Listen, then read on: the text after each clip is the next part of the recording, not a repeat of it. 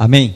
Isaías 55, a partir do verso 6, diz assim a palavra do Senhor: buscai ao Senhor enquanto se pode achar, invocai-o enquanto está perto.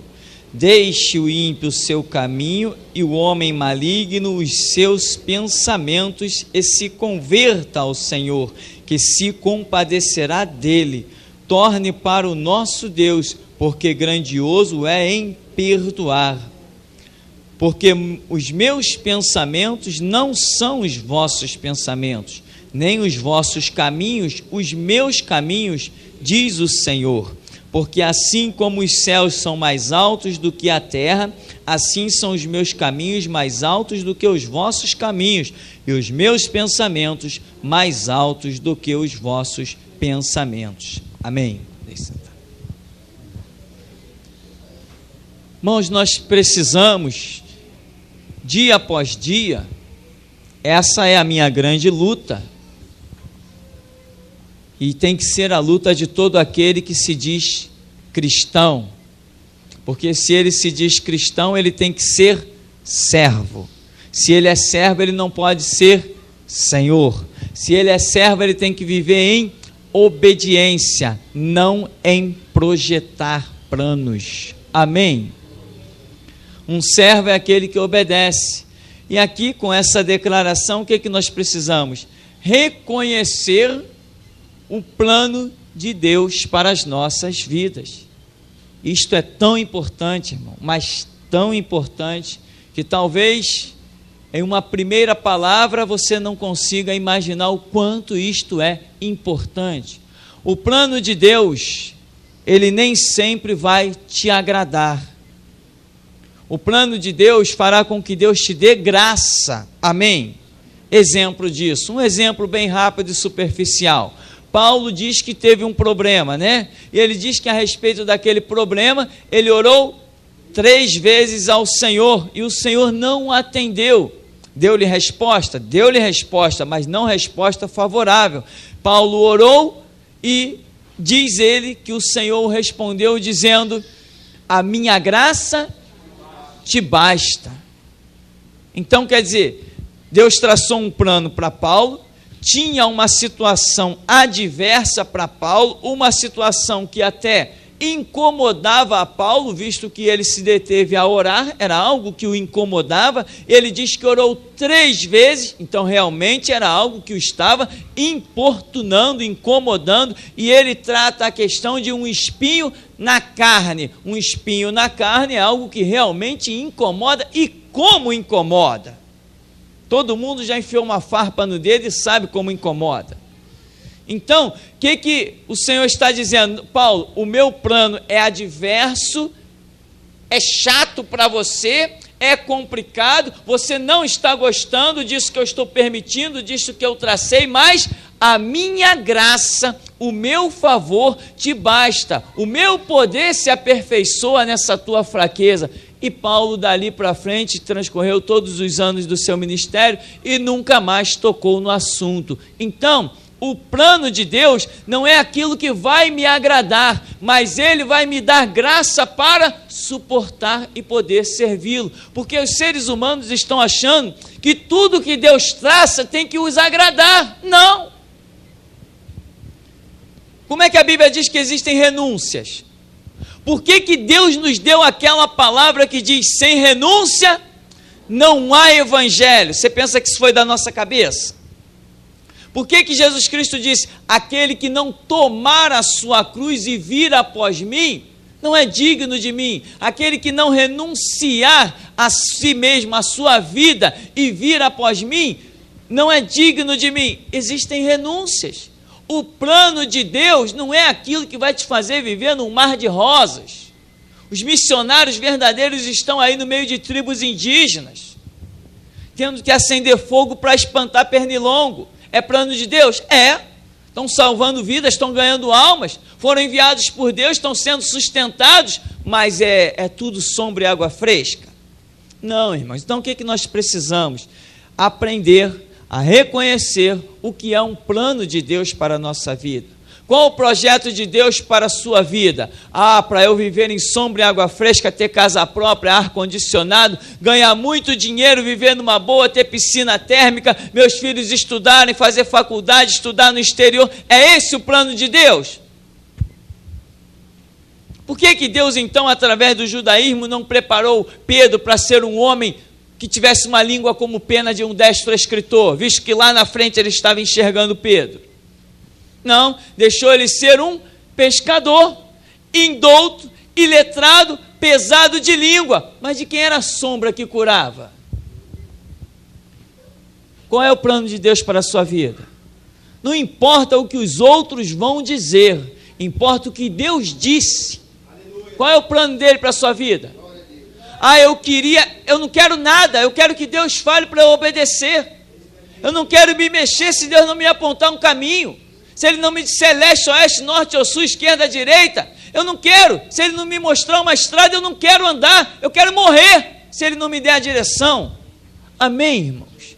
Eu não quero viver fora de um projeto de Deus. E aqui a Escritura está dizendo, os caminhos de vocês não são meus.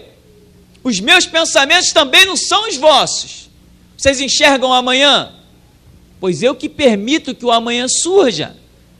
E o ser humano, ele não aprende as lições. Ele aprende hoje. Ai, que pregação abençoada. Mas amanhã ele voltou o que ele era antes da pregação. É assim que funciona. Por isso Paulo diz, não me canso de vos escrever sempre as mesmas coisas, é segurança para vós. Tem que repetir. Não tem que repetir? Tem. Para que a Bíblia tem 66 livros, né? Deve ser para repetir bastante vezes a mesma coisa, né? Deve ser.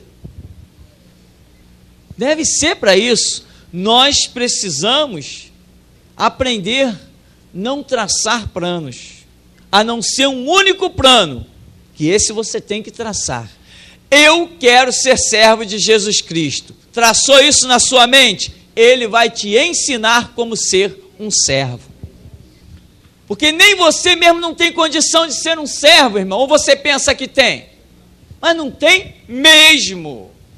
Não tem mesmo. De jeito nenhum. Nós temos que aprender a reconhecer os planos de Deus. Aqui ele está dizendo, no verso 6, buscai ao Senhor enquanto se pode achar. Ou seja, não vamos perder tempo. Se ele diz enquanto se pode achar, significa que há momentos nas nossas vidas que não vamos achar. Passou o tempo de Deus, passou o mover dele, ele tinha um plano, mas nós não atentamos, nós demos prioridade a outras coisas, a outros valores, não reconhecemos os valores de Deus. Quando eu disser que quero Deus, ele vai estar distante.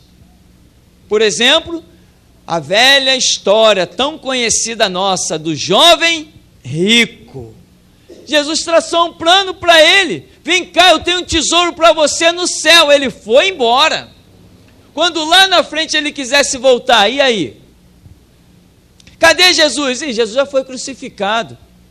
Cadê Jesus? Cadê os discípulos de Jesus? Ninguém acha, mas está tudo escondido por aí. E agora? Cadê aquele Jesus para ele seguir? Perdeu. Entende? Há dispensações nas nossas vidas pessoais em que Deus prepara para que nós reconheçamos o que Ele tem para nós. Se nós não reconhecermos, o tempo passa. É aquele antigo e maravilhoso louvor, né? Que não passe de nós o Teu Espírito. Tudo que foi dito a nós venha se cumprir, e que não seja preciso que se levante outra geração. Amém, irmãos? Eu não quero ver levantar-se outra geração para fazer o que eu tenho que fazer. Que se levantem milhares de gerações, mas para fazer o que Deus quer que seja feito lá na frente. O que Ele quer que seja feito hoje tem que ser comigo e contigo. Nós estamos aqui para isso. Deus tem um plano. Que plano? De sermos reis e sacerdotes, dominarmos o mundo, mas com o meu plano, o meu projeto? Não, com o plano e projeto dele. Eu preciso descobrir qual é o plano de Deus. Mas Provérbio 16 vai dizer o quê? Muitos são os pensamentos, as maquinações dos corações humanos, mas a palavra certa vem da boca do Senhor. Qual o teu projeto para amanhã? O que Deus falou a respeito dele? Se Deus não disse que está nele, você não tem plano para amanhã. Lembra que alguém chegou? Estavam lá os homens ricos, e Jesus vem e conta uma parábola. Ele diz assim: olha, muitos de vós estão dizendo, eu vou na cidade tal, vou fazer um grande negócio, vou granjear, vou conquistar. Vocês não deveriam dizer isso não. Vocês deveriam dizer, se Deus quiser, eu vou granjear, se Deus quiser. Lembra daquele outro que Jesus contou a parábola? O homem olhou, construiu um belo celeiro, aumentou os seus celeiros e reuniu muita riqueza. Depois disse: folga, minha alma, come, bebe, descansa, tens em depósito bens para muitos dias. Ele projetou a vida dele para o futuro. Tens em depósito bens para muitos dias. Aí Jesus Cristo diz assim: louco, esta noite você não tem mais um dia de vida. Você está dizendo, tens em depósito bens para muitos dias. Aí diz: louco, esta noite te pedirão a tua alma. E o que você preparou, para quem será? Porque ele colocou em pauta os planos dele e não os planos de Deus. Entende, irmão? Para que os seus projetos não fiquem frustrados, não faça. Que é isso, pastor? Eu tenho que fazer plano, eu tenho que fazer projeto. Eu te aconselho primeiro você me chamar de louco. Aí eu vou te aconselhar o seguinte: faça planos apenas de servir a Deus. Você concorda com isso? Não, mas eu tenho a minha vida particular, eu tenho que cuidar dos meus filhos. Amém. Cuide dos seus filhos para que sejam homens e mulheres de Deus. Não, mas eu tenho meus ideais. Sim, tenha os seus ideais para que Deus seja glorificado neles. Mas eu tenho um grande sonho, sim, um grande sonho, que Deus seja exaltado. Eu tenho um projeto de usar a coroa da vida, um projeto de usar vestes sacerdotais, um projeto de lá no céu, na eternidade, tirar a coroa e lançar aos pés do Senhor e entoar um cântico: digno és, Senhor, de receber a honra, a glória, louvor e adoração. Esse é o nosso plano, irmão. Esse é o nosso projeto. Nós temos uma vida efêmera, uma vida de pouquíssima duração. A nossa vida não é nada.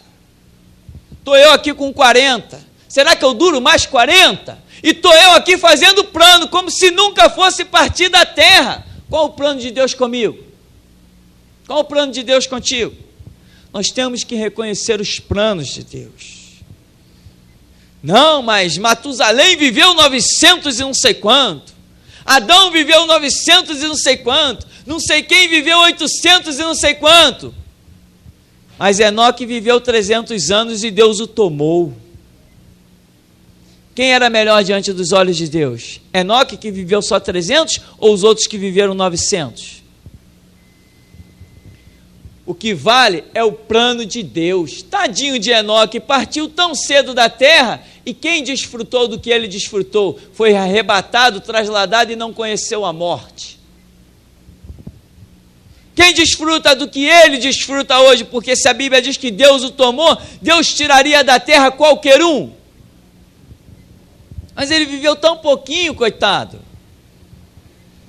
Nós vemos que Deus só tira da terra aqueles que o agradam e muito. Vemos Moisés tirado da terra. Vemos Elias tirado da terra. Amém?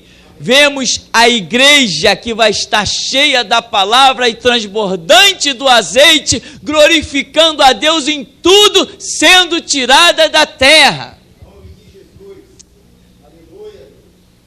Qual é os planos que nós temos que guardar no nosso coração e realmente colocar em pauta na nossa vida? Daniel tinha um plano.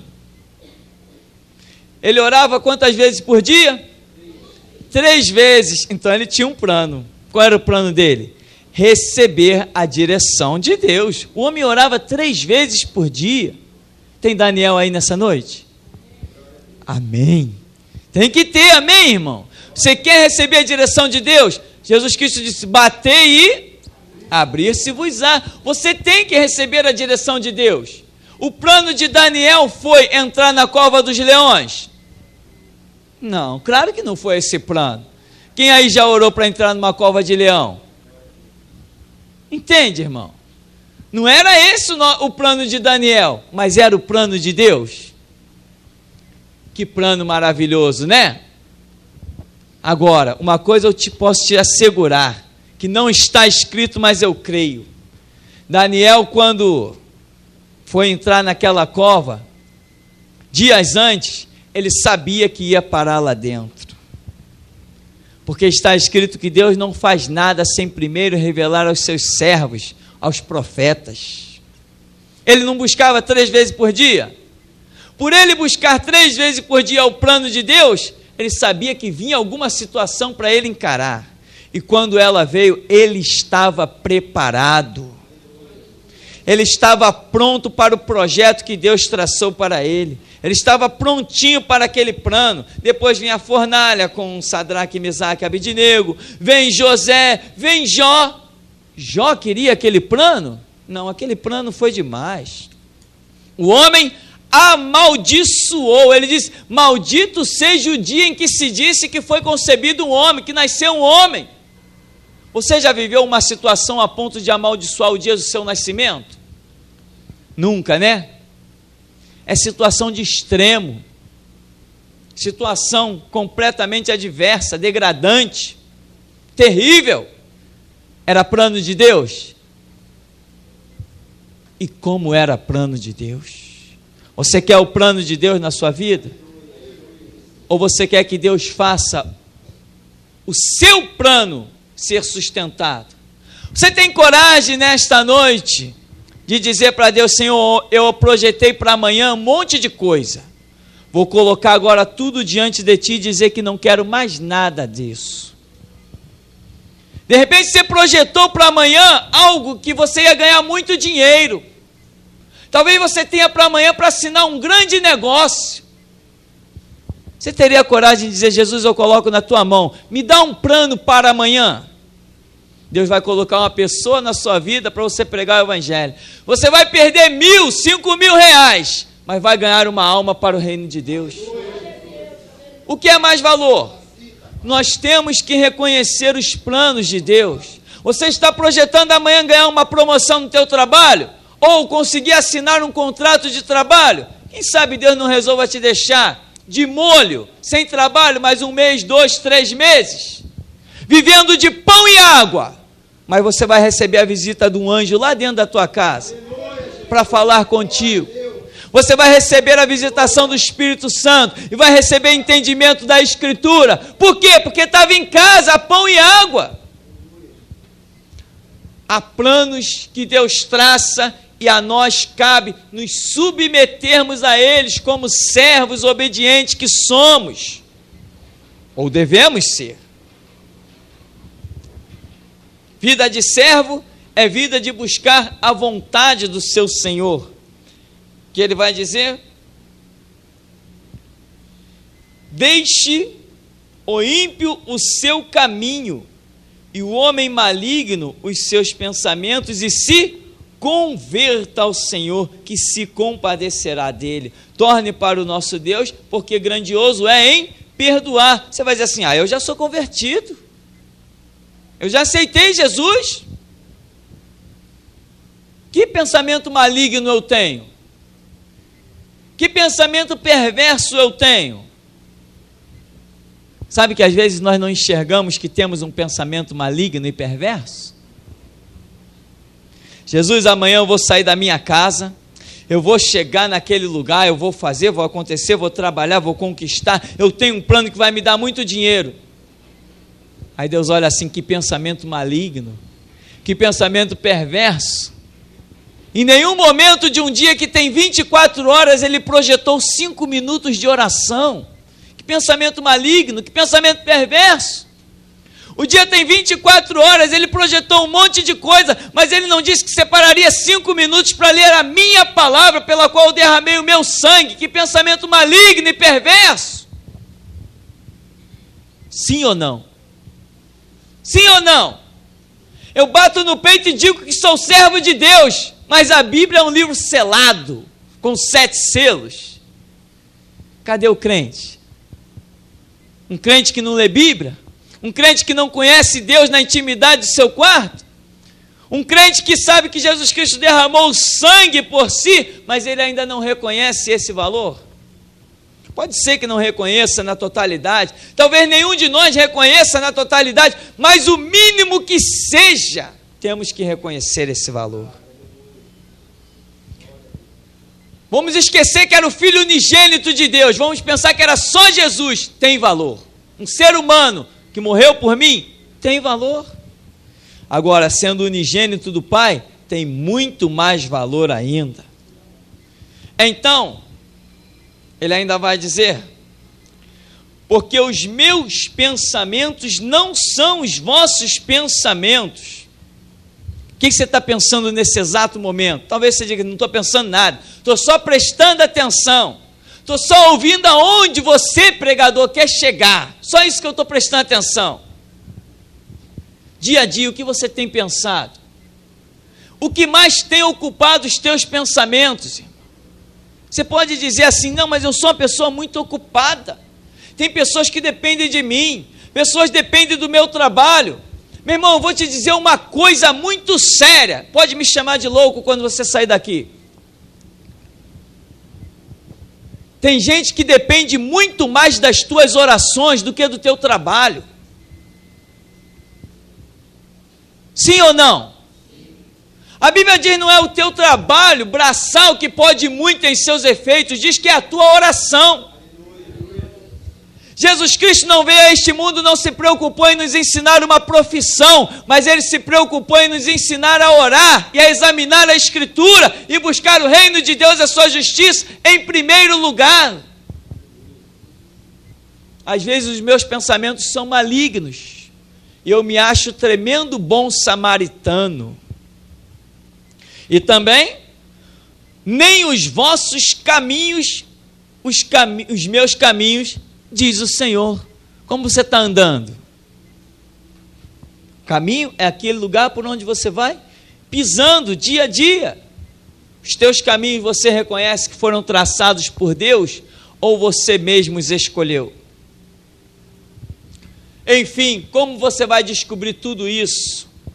É largando de mão os seus projetos e, como diz Mateus 6,6, entrando no seu quarto, fechando a porta, falando com o teu Deus e deixando Ele traçar os teus caminhos. Você tem um grande negócio? Ganha muito dinheiro? Se Deus disser que não quer mais você nesse grande negócio, eu sei, em outros lugares diriam logo: não, Deus está na tua vida, você está ganhando dinheiro, Deus está na tua vida. Não, aqui não temos essa visão. Amém? Ganhar dinheiro é fácil, ainda mais nos dias de hoje, com a nova tecnologia, o que mais se tornou fácil é ganhar dinheiro. Tem cursinhos que você faz de 6 meses e abre grandes negócios, se tornou fácil.